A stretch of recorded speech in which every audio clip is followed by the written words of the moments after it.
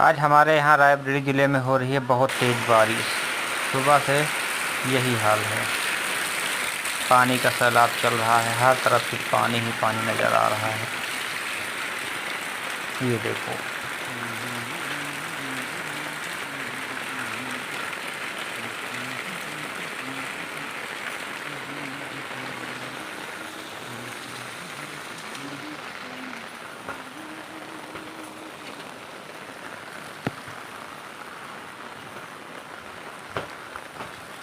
और इसी तरह सारा दिन रहेगा जहाँ तक आज।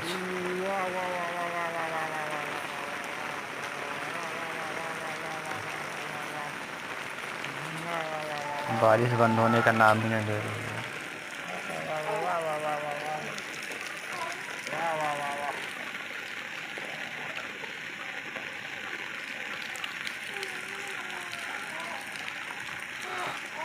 वाह।